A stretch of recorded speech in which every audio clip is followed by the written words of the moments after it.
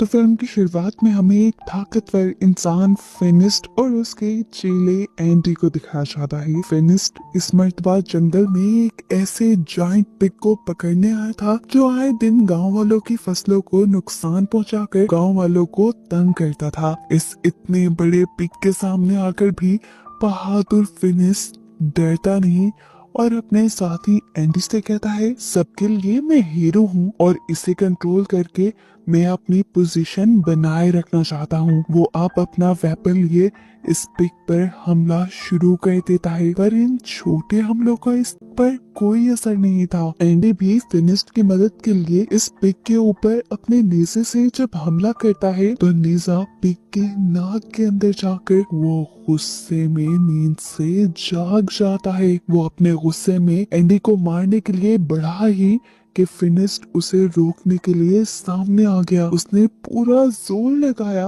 पर पिग को रोक ना पाया। उल्टा पिग ने ही अपने थोड़े से जोर से उसे हवा में उड़ा दिया और फिनिस्ट दोबारा आकर पिग के ऊपर ही गिर गया। पिग को कंट्रोल करने के लिए एंडी ने फिनिस्ट के पास एक रस्सी फेंकी जिसे फिनिस्ट ने पकड़ भी लिया, लेकिन अगले ही पल वो पिग उड़ने लगा था। फिनिस्ट ने इसी रस्सी को उस पिग के दोनों पंखों और उसके सींग के इर्द गिर्द बांधकर उसे अपने कंट्रोल में कर लिया और फिर उसे अपने इशारों पर उड़ाते हुए ले गया गांव के अंदर। और जब सबने देखा कि इतने बड़े पिग को भी फिनिस्ट ने अपने कंट्रोल में कर लिया था तो सारे अब फिनिस्ट के नारे लगाने लगे। इसी क्राउड के अंदर बाबा यागा नामी एक जादूगरनी भी थी जो फिनिस्ट से कहती है, अगर तुम्हारे अंदर इतना जोर है तो तुम साबित करके दिखाओ। मेरे घर के सामने वाली नदी में एक बहुत बड़ा पत्थर आ गया है जिससे पानी आगे नहीं जा पा रहा। अगर तुम उसे हटा दो तो मैं तुम्हारा टैलेंट मान जाऊंगी। फिनिस्ट ये बात अना पे ले लेता है कि मैंने इतने बड़े बड़े काम किए और तुम मुझे इतना सा काम करने को कह रही हो।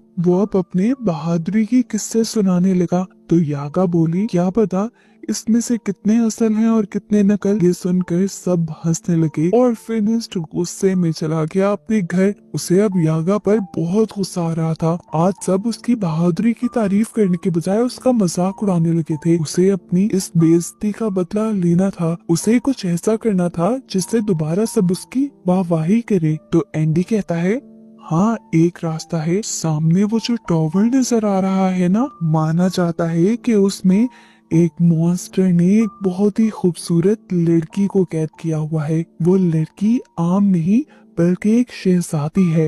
अगर आप उस मॉन्स्टर को मारकर उस शहजादी को आजाद करवा लें तो आपके किस्से पूरी दुनिया में मशहूर हो जाएंगे। बस फिर क्या था, फिनिस्ट ने इरादा कर लिया उस मॉन्स्टर से लड़ने का और रात होते ही अपने साथी एंडी के साथ उस टॉवर के लिए निकल गया। और यहाँ आकर उसने देखा कि पहले से ही बहुत सारे वॉरियर्स उसी मॉन्स्टर को हराने के लिए आए थे, लेकिन उन्हें नाम का कोई लालच नहीं था। उन्हें लालच था शहजादी का और दौलत का। वो फिनिस्ट से पूछते हैं कि अगर हम सबने मिलकर उस मॉन्स्टर को हरा दिया तो शहजादी किसको मिलेगी।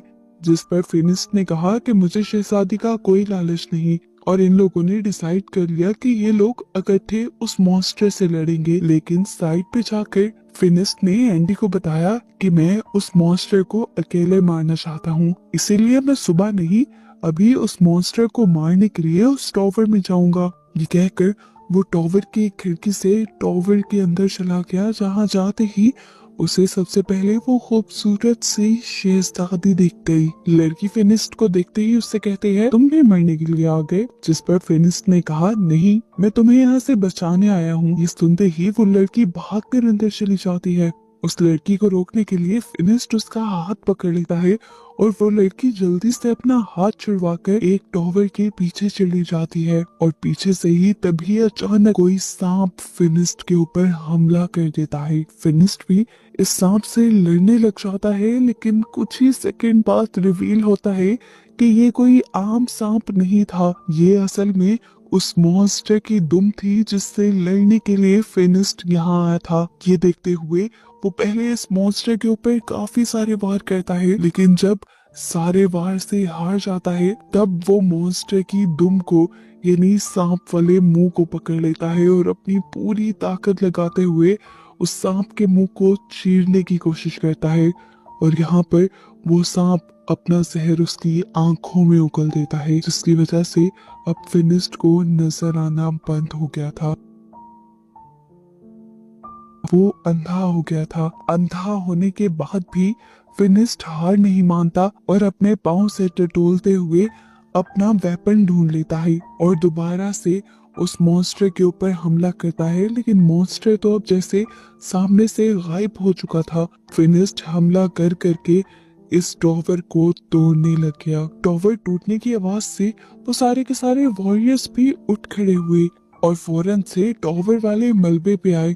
उन्होंने यहाँ देखा तो इन्हें ना तो वो मॉन्स्टर मिला और ना ही शहजादी मिली, बस मलबे में दबा फिनिस्ट इन्हें दिखा। एंडी को जब पता चला कि फिनिस्ट की आंखें चली गई हैं, तो वो उसे लेकर अब उसके घर छोड़ देता है। फिनिस्ट बहुत ज्यादा एग्रेशन में था, गुस्से में था अपनी आंखों के चले जाने की वजह से। उसकी ये हालत एंडी से देखी नहीं जाती और वो बाबा यागा के पास जाता है। उसने बाबा यागा को सब बताया कि किस तरह फिनिस्ट की आंखें चली गई हैं और वो उससे मदद लेने के लिए आया है, लेकिन बाबा यागा ने उसकी मदद करने के लिए साफ इनकार कर दिया, क्योंकि फिनिस्ट ने भी उसकी मदद नहीं की थी। ये बात जब फिनिस्ट को पता चली तो वो बहुत उदास हो गया। वक्त गुजरता रहा और एंडी ने भी उसके पास आना अब कम कर दिया था। वो अपने सारे काम किसी तरह करता था, बाहर जाकर फल भी खरीद के लाता था, लेकिन रास्ते में ही बच्चे उसका फल चुरा लिया करते थे, क्योंकि उसे नजर तो आता नहीं था। अब तो उसके पैसे भी खत्म होने लगे थे। एक दिन जब एंडी उसके घर आया तो उसने गुस्से में एंडी को खुद ही कह दिया कि तुम्हारे लिए मेरे पास कोई काम नहीं, तुम चाहो तो अपना दूसरा काम ढूंढ लो। ये सुनकर एंडी भी वहां से चला गया। दिन गुजरते रहते हैं, फिनिस्ट के सारे पैसे भी खत्म हो जाते हैं और वो दिन आन पड़ता है कि फिनिस्ट बाजार के गिरे हुए गले सड़े फल खाने पे मजबूर था। ऐसे ही एक दिन में उसे जब कोई गला सड़ा फल भी नहीं मिला तो वो अपनी बास्केट लेकर बाजार में ही बैठा था। बाबा यागा जब वहां से गुजरी तो उसने मजबूर फिनिस्ट को देखकर अपनी बास्केट से कुछ खाने पीने का सामान उसकी बास्केट पे रख लिया। इससे पहले कि वो दोनों कोई बात कर पाते, दिखाया गया कि उनके गांव में कुछ लुटेरों ने हमला कर दिया। ये लुटेरे यहाँ पे धड़ाधड़ लोगों को मार रहे थे। फिनिस्ट चाहे देख नहीं सकता था, लेकिन वो सुन रहा था कि कैसे लोग मर रहे थे, तड़प रहे थे। अब जैसे ही लुटेरे उसके भी पास आते हैं तो वो लुटेरों की आवाज सुनकर उनके ऊपर हमला कर देता है। देख ना पाने के बावजूद भी उनकी आहटें सुन सुनकर वो एक वक्त में 2 से 3 डाकुओं से लड़ रहा था। ये देखते हुए दूसरा डाकू जो कि घोड़े पे सवार था, वो फिनिस्ट को काबू करने के लिए उसके ऊपर रस्सी फेंकता है, लेकिन फिनिस्ट उसी की रस्सी पकड़कर उसी को घोड़े से नीचे उतार देता है। उसने इसे भी अपनी तरफ खींच के खूब धुलाई की और अब डाकुओं ने उसे कंट्रोल करने के लिए पीछे से उसके ऊपर वार किया और वो वहीं पर बेहोश हो गया। उसे होश आया तो वो एक जहाज में था। उसके गर्दन और हाथों को लकड़ी में बंद किया गया था उसे कंट्रोल करने के लिए, और दिखाया गया कि इसी जहाज में उनके साथ बाबा यागा और गांव के और लोग भी थे। कुछ देर बाद यहाँ पर एंडी भी आ जाता है, जो यहाँ आजाद घूम रहा था। बाबा यागा ने उससे पूछा, तुम आजाद कैसे? एंडी ने बताया, मैंने इन डाकुओं को यकीन दिलाया है कि मैं उनकी मदद कर सकता हूँ और मैं उनके लिए तुम पर भी निगरानी रखूंगा, इसीलिए मैं आजाद हूँ। इस टाइम उसके पास एक सोने का चिराग भी था जो वो डाकुओं से चुरा कर लाया था और इन सबको दिखा रहा था। वो कहता है कि मैं इसको बेचकर पैसे कमाऊंगा। जैसे ही वो इसे साफ करने के लिए रगड़ने लगा तो उसमें से एक जिन बाहर निकल आया, जिसे देखकर सब लोग डर गए, यहाँ तक कि खुद एंडी भी। नीचे का शोर सुनकर ऊपर से जब एक डाकू नीचे आया तो जिन ने उसे एक पंच लगाते हुए वापस ऊपर गिरा दिया। इसके बाद चिराग का जिन जब एंडी के पास जाता है उससे उसकी ख्वाहिश पूछने के लिए, तो एंडी उसे कहता है कि वापस चिराग के अंदर चले जाओ। जिन के वापस चिराग में जाते ही ऊपर से एक डाकू आकर एंडी के गले पे तलवार रखते हुए उससे अपना चिराग वापस ले लेता है। खैर कुछ देर बाद दिखाया जाता है कि ये लोग अरब पहुंच गए थे। डाकुओं ने अब इन सारे गुलामों को बेचने के लिए खड़ा कर दिया। वहां से एक नकाब पोशाक में गुजरा जिसने बाबा यागा, एंडी और फिनिस्ट को खरीद लिया। वो इन्हें लेकर अपने महल आ गया, जहां आकर ये लोग हैरान हो गए। इतने बड़े महल में रोबोट्स काम कर रहे थे और ये बहुत पुराना जमाना था। फिर उस अमीर आदमी ने अपने मुंह से नकाब हटाया और इन लोगों से कहा, हैरान मत हो, मैं एक साइंटिस्ट हूँ और ये रोबोट्स मैंने ही इन्वेंट किए हैं, मैंने ही बनाए हैं। मैंने और भी बहुत सारी ऐसी मशीन्स बनाई हैं जिनसे इंसानों का भला हो सके और उनका काम आसान हो सके। फिनिस्ट भी यहाँ उसे अपने पास्ट की कहानी बताता है कि वो पहले एक बहुत ज्यादा ताकतवर इंसान था, लेकिन फिर अंधा होने के बाद उसकी लाइफ बहुत बेकार हो गई। साइंटिस्ट ने कहा, हाँ मैंने तुम्हारे बारे में और बाबा याकूब के बारे में सुना है, वरना तो मैं गुलामों को खरीद कर आजाद कर देता हूँ। खाने का टाइम हो रहा था। साइंटिस्ट अपने रोबोट से इन लोगों के लिए खाना मंगवाता है और ये लोग बहुत इम्प्रेस हो जाते हैं। जाविर को लग रहा था कि ये कोई जादू है, जिस पर साइंटिस्ट बताता है, नहीं, मैं पिछले 500 साल से इनके ऊपर काम कर रहा था। ये सुनकर यागा हैरान हो जाती है और उनसे पूछते हैं, 500 साल से आप अभी तक इतने जवान कैसे हैं? फिर साइंटिस्ट बताता है कि मैंने एक ऐसा लिक्विड भी तैयार किया है जो इंसानों को कई सालों तक जवान रखता है, और उसी लिक्विड से मैंने अपनी उम्र भी बढ़ाई है, अपने आप को जवान भी रखा है और अपने काम को भी आगे बढ़ाया है। वो अब इन्हें अपनी लैब दिखाने के लिए ले जाता है और फिनिस्ट उससे पूछता है, वो खास किस्म का लिक्विड आपने कैसे तैयार किया था? क्या उससे मेरी आंखें ठीक हो सकती है? साइंटिस्ट कहता है, उससे तो नहीं, लेकिन हाँ, तुम्हारे लिए मेरे पास कुछ और है। वो यहाँ पर उसे एक ग्लासेस देता है जिसकी मदद से एकदम से सारा कुछ फिनिस्ट को नजर आने लग गया था। इससे वो बहुत ज्यादा खुश हुआ। साइंटिस्ट अब इन लोगों से कहता है, साइंस के जरिए कुछ भी करना पॉसिबल है, और जो लोग जादू का इस्तेमाल करते हैं और जादुई चीजें इस्तेमाल करते हैं वो दुनिया को नुकसान पहुंचाते हैं, और उन नुकसान पहुंचाने वाली चीजों को खत्म करने के लिए भी मैंने एक मशीन बनाई है। उनको एग्जाम्पल देने के लिए वो अब वो चिराग निकाल लेता है जो उसने लुटेरों से खरीदा था। यागा ने उसे वार्न भी किया कि तुम उससे दूर रहो, लेकिन साइंटिस्ट डरा नहीं और उसने चिराग को घिस दिया, जिसमें से जीनी बाहर निकला, और फिर उसने अपनी मशीन ऑन कर दी, जिस मशीन ने घूमते हुए जीनी को अपने अंदर सक कर लिया था। उसके खत्म होते ही साइंटिस्ट उन लोगों से कहता है, देखो, मैंने इस जीनी को भी खत्म कर दिया। रात होने पर अब इस साइंटिस्ट को पता चलता है कि एक अजीब सा मॉन्स्टर उनके करीब की पहाड़ियों में देखा गया है, जो आम इंसानों को नुकसान पहुंचा सकता है, और अब उसे पकड़ना ही होगा। ये बात जब वो फिनिस्ट को बताता है कि उसका शेर जैसा मुंह है और दुम उसकी किसी सांप की तरह है, तो फिनिस्ट समझ जिससे वो सामना करके आया था। उसने साइंटिस्ट से कहा, मैं जरूर आपके साथ इस मिशन में जाऊंगा, क्योंकि मुझे अपना एक पुराना उधार चुकाना है।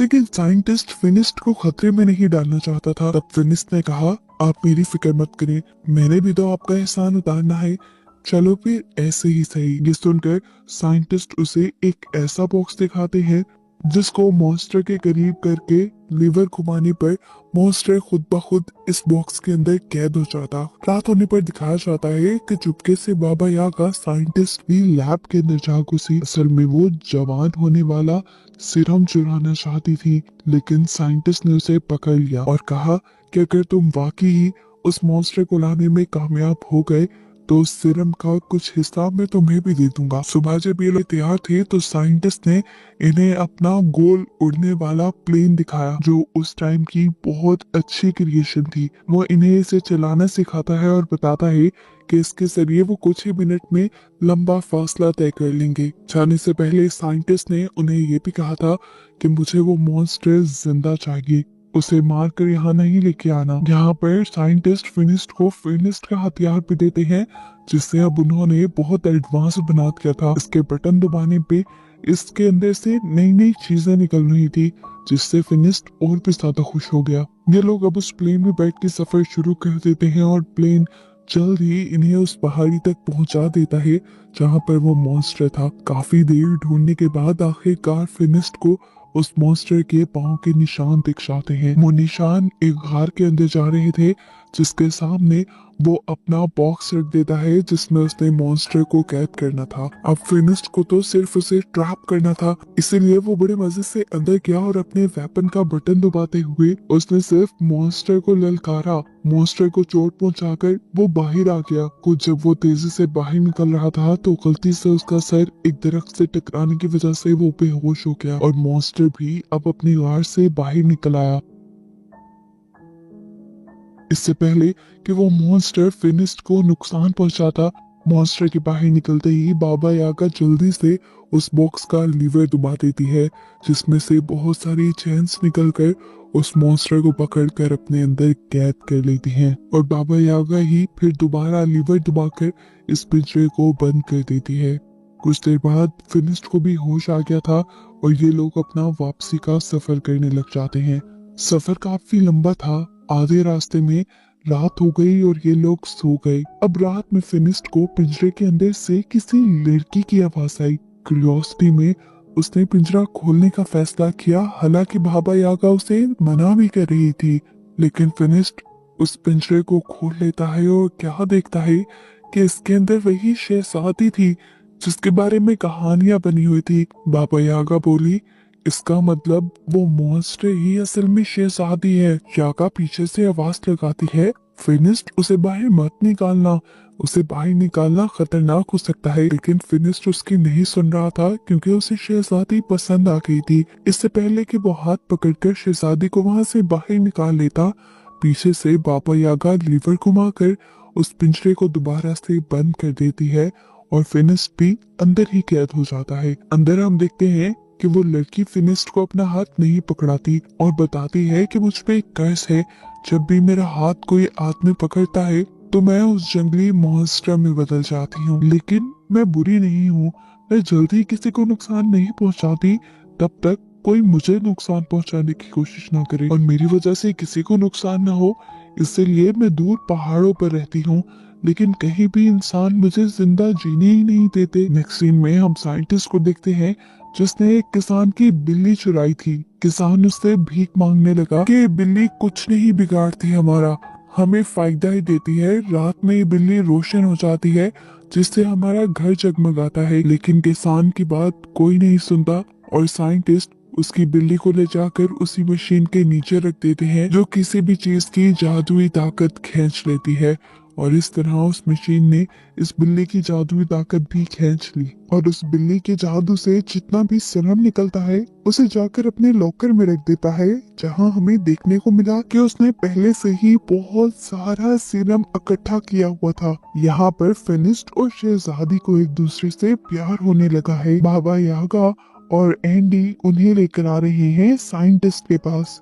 ये लोग जब साइंटिस्ट के पास पहुंचे तो लैब से दूर खड़े होकर ही साइंटिस्ट को देखने लगे। उन्होंने क्या देखा कि साइंटिस्ट ने एक जादुई परिंदे का सारा जादू खींच लिया और उससे सीरम बनाकर अपने रोबोट्स में डाल दिया। यानी ये रोबोट्स उसकी कोई इन्वेंशंस नहीं थी, ये रोबोट्स भी जादू से चल रहे थे, जिस जादू को वो दूसरी जादुई चीजों से निकाला करता था। बाबा यागा गुस्से में अब उसके सामने आती है और उससे कहती है, तुम झूठे हो, तुम्हारे ये सब काम तुम्हारी इन्वेंशंस नहीं है, तुम्हारे ये रोबोट्स भी जादू से चलते हैं, यहाँ तक कि तुम्हारी उम्र भी इस जादू ने ही लंबी की हुई है और ये जादू तुम मासूम जानवरों को मारकर हासिल करते हो। ये सुनते ही साइंटिस्ट को गुस्सा आ जाता है और वो कहता है, मैं अपना सच जानने वालों को जिंदा नहीं छोड़ता।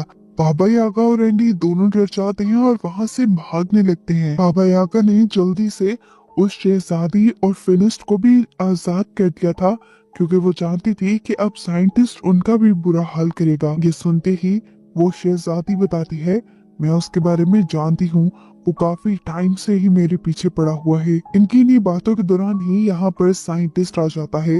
वो जानता था कि ये लोग यहाँ से भागने की कोशिश करेंगे, इसीलिए अपने सारे ही टर्टल रोबोट से उनको कैद करवा दिया और फिर शहजादी के अंदर से भी जादुई ताकतें सक करने लगा। ये देखकर फिनिस्ट को गुस्सा आ गया और उसने करीब जाकर शहजादी को बचाने की कोशिश की, लेकिन वो बचा तो नहीं पाया, पर शहजादी का हाथ पकड़कर उसे मॉन्स्टर बना दिया। मॉन्स्टर बनते ही शहजादी ने अपनी जंजीरें तोड़ी और वहां से भाग गई। मौका पाते ही जंजीरें तुड़वाकर बाबा यागा और फिनिस्ट भी कैमल के साथ यहाँ से भागने की कोशिश करते हैं, लेकिन साइंटिस्ट के आदमी अब उनके पीछे पड़ चुके थे। बाबा यागा अपने जादू से अपने हाथ में मौजूद तरबूज के कुछ बीजों को तरबूज में बदलकर उनके ऊपर हमला करती है, और दूसरी तरफ वो साइंटिस्ट अब अपना एक बहुत बड़ा टर्टल निकाल लेता है बाबा यागा और फिनिस्ट को पकड़ने के लिए। वो किसी भी हाल में पकड़कर उन्हें मारना चाहता था। हालांकि एंडी ने उसे कहा भी कि जितना जादुई सीरम आपके पास है वो काफी नहीं है, लेकिन उसने बात नहीं मानी। वो बड़ा सा टर्टल उसका जैसे ही महल में निकला था तो पूरा महल टूट गया था। तेजी से वो कंट्रोल करते हुए उसे फिनिस्ट और यागा की तरफ बढ़ता है, लेकिन यागा और फिनिस्ट आगे भागने लग जाते हैं। तब वो अपने तोप के गोलों से उनके ऊपर हमला करवा देता है। ये देखते हुए कि खतरा बढ़ गया है, फिनिस्ट यागा से कहता है तुम उसका ध्यान भटकाओ, मैं उसके ऊपर चढ़कर उसको उल्टा करने की कोशिश करता हूँ, क्योंकि मैं जानता हूँ उसकी ये सारी चीजें उल्टा होने पर काम नहीं करती। फिनिस्ट के कहने पर यागा उस टैंक के सामने आ जाती है और साइंटिस्ट अपनी इस टैंक के अंदर लगी हुई ही जादू सक करने वाली मशीन से बाबा यागा के अंदर का भी जादू सक करने लग जाता है। जादू सक होने की वजह से बाबा यागा बूढ़ी दिखने लगी थी, और ये देखते हुए फिनिस्ट को काफी तरस आया। लेकिन खैर, जितनी देर में बाबा यागा ने साइंटिस्ट का ध्यान भटकाया हुआ था, फिनिस्ट भी उसके टर्टल के ऊपर चढ़ गया, और ये चीज साइंटिस्ट ने जैसे ही नोटिस की तो उसने टर्टल के टेंटिकल्स निकालकर फिनिस्ट को अपने ऊपर से गिराने की कोशिश की। फिनिस्ट तो नहीं गिरा, लेकिन उसका चश्मा गिर गया, जिससे उसे नजर आना बंद हो गया। उसका चश्मा गिरते हुए बाबा यागा देख चुकी थी, इसीलिए बाबा यागा अब उसे नीचे से देख देख के लड़ने की इंस्ट्रक्शन देती है। इतनी ही देर में वो मॉन्स्टर बनी शहजादी भी यहाँ आ चुकी थी, जिन्हें देखकर साइंटिस्ट डर गया। ऊपर से फिनिस्ट ने साइंटिस्ट के टर्टल की गर्दन में भी अपनी जंजीर फंसाकर उसे एकदम से ही उल्टा दिया, जिससे उसके अंदर का सारा जादुई सीरम नीचे गिर गया और साइंटिस्ट बुरी तरह फंस गया। अपने आप को बचाने के लिए वो अपने जादुई पंखों से उड़ना तो चाहता था, लेकिन उड़ भी नहीं पाया और अपने ही जादुई सीरम में गिरकर मर गया। यहाँ दिखाया गया कि ज्यादा जोर लगाने की वजह से फिनिस्ट भी बेहोश हो चुका था। शहजादी उसको ऐसे गिरा हुआ देखकर रोने लगी, क्योंकि अब शहजादी को उससे प्यार हो गया था। उसके आंसू जैसे ही फिनिस्ट की आंखों पर गिरे तो फिनिस्ट को होश भी आ गया, और सरप्राइजिंगली उसकी नजर भी वापस ठीक हो गई। यहाँ पर फिनिस्ट उससे अपने प्यार का इजहार करता है और हमेशा साथ रहने को कहता है, लेकिन शहजादी उसे बताती है कि कर्ज की वजह से मैं तुम्हारे साथ रहना नहीं चाहती। हालांकि मैं लाख ऐसा चाहूंगी तो। फिनिस्ट उदास हो जाता है और अपने बाकी साथियों के साथ अपने गांव वापस आ जाता है। वो अभी भी शहजादी की याद में पागल हो रहा था, जबकि यहाँ दिखाया गया कि बाबा यागा दोबारा से जवान होने की रेसिपी ढूंढ रही थी, और तभी उसे कर्ज हुई शहजादी के कर्ज को ठीक करने का एक तरीका मिल जाता है। वो खुश होकर फिनिस्ट के पास जाती है और उसे ये खुशखबरी देती है कि उस शहजादी को कर्ज जानबूझकर दिया गया था, जिसमें शहजादी की गलती नहीं थी, और उस कर्ज को ठीक किया जा सकता है। और हमें पता चलता है कि ये लोग अगला मिशन कर्ज को हटाने का ही करेंगे। लेकिन फिलहाल के लिए ये मूवी